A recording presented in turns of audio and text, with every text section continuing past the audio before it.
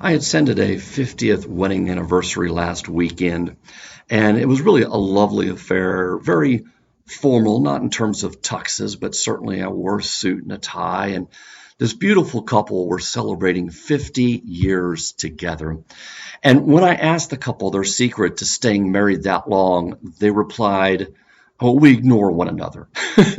And I often get these kinds of joking answers when I ask this question to couple because I'm always curious how they perceive their relationship. What is it they think that has made a difference in them being able to stay together, stay married that long?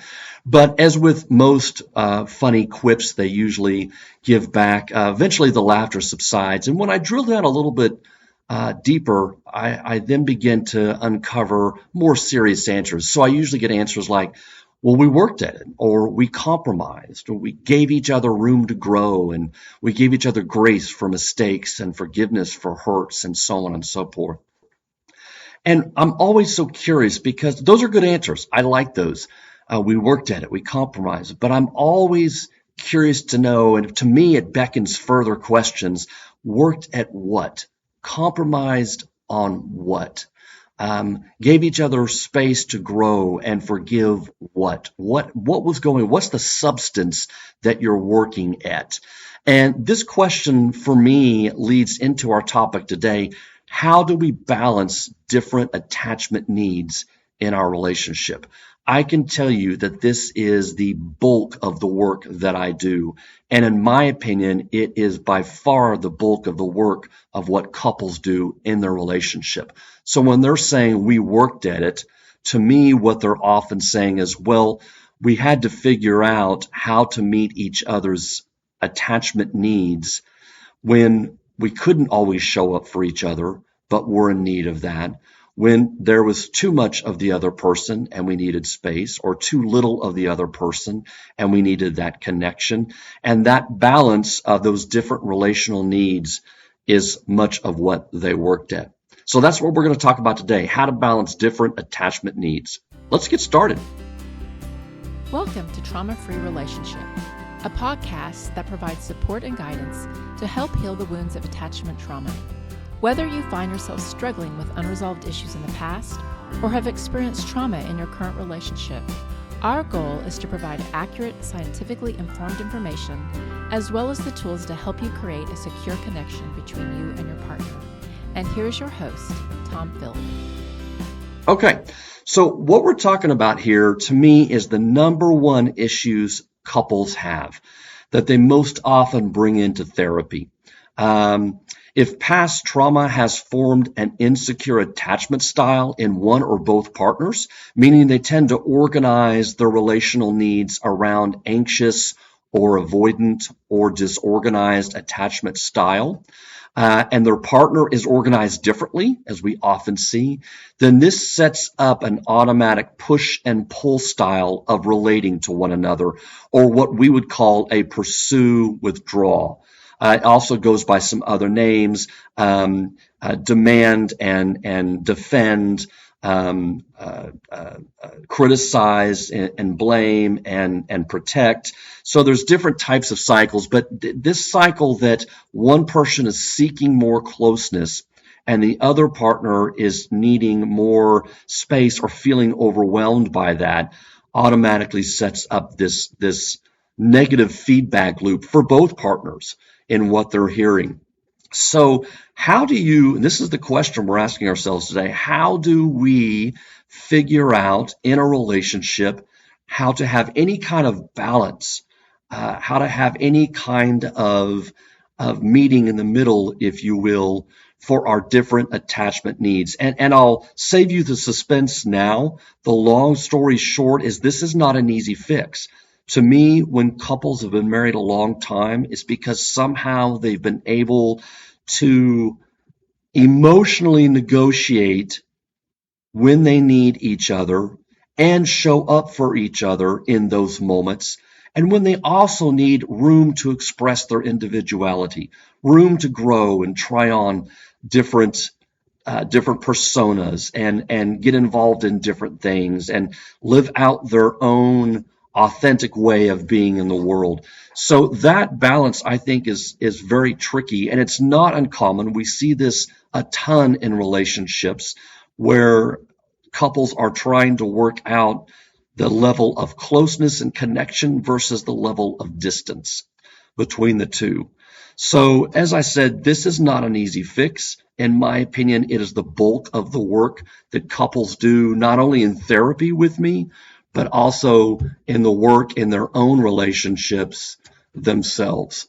So, I want to just walk through today some of the things that I think are needed in order to create this balance between different attachment needs. So, balancing different attachment needs is obviously complex, but can be extremely rewarding at the same time. When we feel connected, when we feel safe and secure in that relationship, when we're not threatened by too much closeness or by too much distance, then it changes who we are. We can go out into the world, and this is the whole point of a secure base. Bowlby's notion of a secure base is we can then turn and go out into the world and be more productive and go out and be able to throw ourselves into our work, into our community activities, to be able to focus on raising kids, because we have this absolutely secure base that we come back home to. So the first thing I think that's really important in being able to understand or balance your attachment needs is the first thing you need to do is know your attachment needs. And I'm not always talking about specific attachment disorders here, because I think there's a difference between a disorder and an attachment style. A style to me means that you can be securely attached, but still tend to lean towards, in terms of your coping, in terms of how you handle conflict and difference and distance in your relationship, you might lean towards avoidant. But you could still be secure in that, meaning that in the moment you might shut down, but you're more quick to come back and make repairs. It might not last nearly as long for you to be in that protective space and to lean on that coping style, and it might not be as habitual.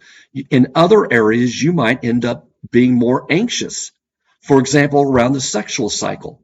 So there's more flexibility when we're talking about attachment styles than there is if we're talking about a strict attachment, quote unquote, disorder. Now, to be sure, we know about a third of the population tends to have some kind of a more rigid attachment style. So we know those are certainly out there. And the way I conceptualize that is that people tend to more habitually lean on that particular style of coping when they feel pressure from their partner. So if my style is avoidant, then that's my go-to move over and over and over. And I don't have the same flexibility in being able to move myself out of that and come back and make relationship repairs. I don't have the same kind of flexibility to be able to adapt to the circumstances and the situation, or to put myself into a vulnerable place where I can bring my attachment needs to my partner as well. And so that to me is just some of the significant difference, because knowing your attachment style is really important. Do you tend to lean towards a more avoidant style? Do you tend to shut down when there's conflict? Do you tend to withdraw when you're feeling pressure from your partner, or demands or needs that you feel like you can't quite meet from your partner? Do you tend to be more anxious in your style? Do you tend to run more anxious in your body and need more of that connection? Do you tend to interpret your partner's actions in ways that would reinforce that anxiety? Oh, he looked away when I said this, so it must be he doesn't want to be with me. Or same thing with avoidant. Do you tend to interpret your partner's actions more as a source of rejection? Oh, she didn't come on time for our lunch date. It must mean that I'm not important to her. It must mean that she really doesn't like me, or I've done something wrong again and she's punishing me, so on and so forth. So we tend to lean on these particular styles, but it's very important to know that kind of style. It's very important to have an understanding of what is it that I need and long for in the relationship, and how do I try to seek that? And if I don't get that, then how do I cope with not having that in my relationship? Because the attachment style is what happens and what shows up when we're not getting our attachment needs met. When both partners feel connected, when they feel safe and secure in the relationship, these different styles don't show up. But it's only when they feel a threat to themselves or to the relationship that then these different styles come to the surface. So the number one thing I would say is really do a deep dive and understand your attachment styles. And there's all kinds of books. I'm not going to recommend any particular one, not because there's some I think that are better than others, but because there's lots of different books out there. And over the years of talking to folks, sometimes they glean more information and they think it's more palatable and easier to read and hits them better one book versus another. So I'll just say, look, if you do an Amazon search, there's all kinds of books out there to be able to talk about at a very basic level what attachment is and what it really means. So the first thing is to understand your attachment style. Then the second thing, in terms of being able to balance our different attachment needs, is what I would call emotion or self-regulation. When there is ruptures in a relationship, and there's always going to be ruptures in a relationship, even for couples that are securely attached, even for couples that struggle sometimes but get along and feel safe and secure, just because we're two different people. So when we come together, naturally, those different experiences are going to clash at times. So there's always going to be ruptures. And the question becomes, can I self-regulate? Can I regulate my emotions during that time of a rupture so that I am able to not make things worse and escalate things, but to play my part in that rupture to de-escalate things? And so I think learning healthy ways to cope, as I was saying earlier, if you tend to be avoidant, can you work on getting yourself out of that shutting down place? Can you work on lingering in those soft, vulnerable places long enough to be able to take those to your partner? Can you hold that hurt, and instead of withdrawing and moving away from it, can you hold it a little bit longer and stay emotionally engaged with your partner in that conversation? So as I've said before, how do we manage the anxiety, the anger, the sadness that might come up for us? And instead of immediately going to our action tendency, which is to either criticize and blame and project it onto our partner, or to withdraw and shut down or disassociate or remove ourselves from those emotions, how can we sustain those and linger in those emotions long enough to regulate them to then be able to stay engaged in that conversation? So I've talked a lot on this podcast about things like meditation, journaling, mindfulness, yoga. These things are all really helpful in order for us to be more connected to our body, which is our first responder of hurt emotions. Our body is our first responder for those moments when our trauma and past trauma has been triggered. We feel it first and foremost in our body. And the more we're connected to that, the more we can pick up and clue into what's happening to us. And so being able to practice yoga, tai chi, meditation, any of these things really helps us to be able to, over time, regulate our emotions better. Because I think it is paramount for us to be able to do that in order for us to stay in contact, engaged, and be able to be more available to our partner during those ruptures that happen. So 1, understanding your attachment style. 2, practicing emotional self-regulation is really important for us to be able to balance those different attachment needs. So the third thing I would say is, how do we foster secure attachment behaviors? How do we prioritize quality time together, engage in physical touch as well as sexual touch? How do we offer emotional support? How do we pick up the cues that our partner is sending when they need us the most, when they need us to be there, when they need us to get it, to empathize, to understand, to have compassion for what they're going through in those moments? Because one of the biggest secure fostering attachment behaviors is the ability to be able to be available, responsive, and engaged and in tune, essentially, with our partner's emotional life. So I think about it a little bit like this, fostering secure attachment behaviors. I have a tree in my front yard that I planted about 10 years ago. And I used to have 2 clusters of trees, but they both got wiped out by big storms that had happened. So my father-in-law and I went out and we purchased this beautiful bur oak. It was about 6 or 7 feet high at the time we purchased it. And so over the last 10 years, I've really taken a lot of joy in being able to watch this tree grow. But about 2 years ago, a storm came through and it chopped off the very top branches of the tree. So if you can imagine, it's a little bit like a Christmas tree, but you didn't have the top portion on. So it doesn't come to a point. As it comes up, it just sort of ends, and there's this plateau, there's this flat place in the tree. And this really drove me nuts for a long time. And I didn't know if the tree was going to survive this, if it was going to grow back, if it was going to be misshapen in any way.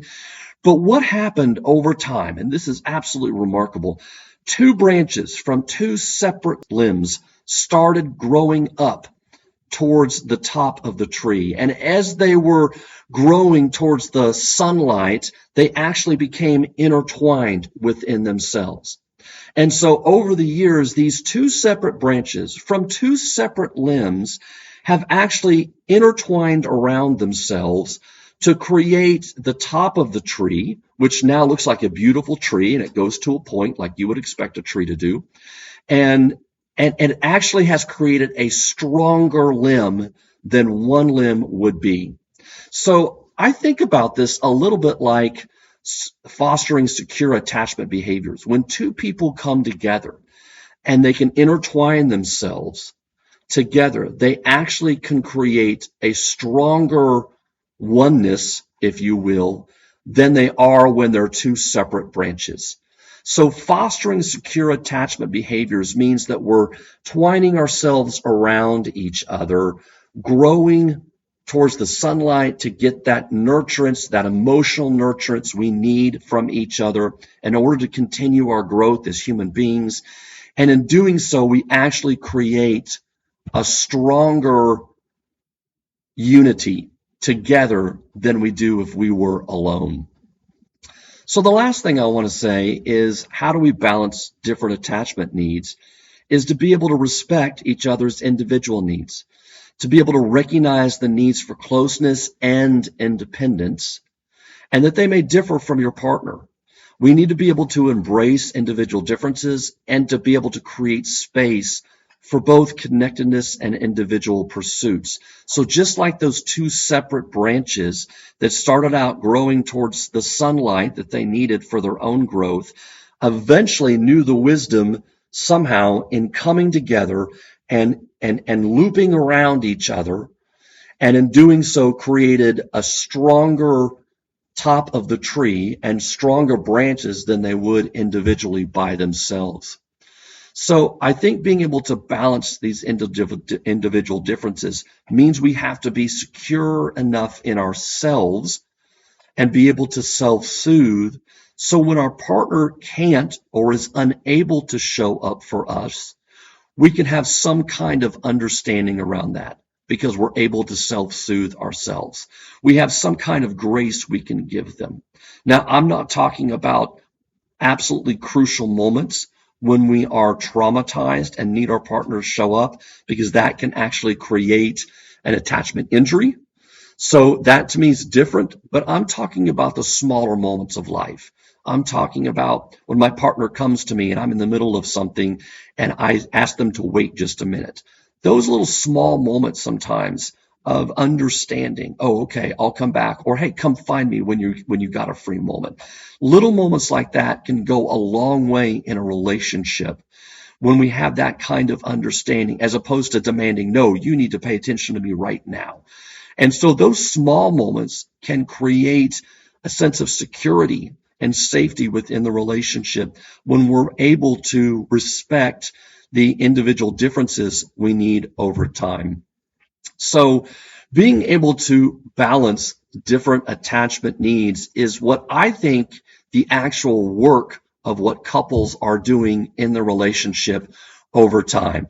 They're figuring out this dynamic of when do they need to be there for their partner and show up and be emotionally available and in tune, and when do they need to balance that time for individuality and respect that sense of individuality, so that on a small scale, if our partner is not emotionally available to us, we have the ability to self-soothe and be able to stay connected long enough until maybe our partner is able to provide that and show up for us in that way. I hope you found this interesting and helpful today. It's something that I'm, again, noticing with my couples all the time. What is it they're working on? What is it they need? I'm trying to filter that information to you all so that you can get a lot of value out of this podcast and hopefully be able to take this information and apply it to your relationships. As always, if you need additional help, don't hesitate to go to our website, traumafreerelationship.com. You can sign up for a coaching call from there. I'd be happy to talk with you, help you guys untangle maybe a stuck spot you're in, or to help you make more sense of what you're listening to. But I do appreciate you listening, and we'll talk to you next time. Thank you for listening to Trauma Free Relationship, a podcast for the healing of attachment trauma. You can find us on Facebook, Instagram, or our website at traumafreerelationship.com. Be sure to look for our next episode on your favorite streaming service.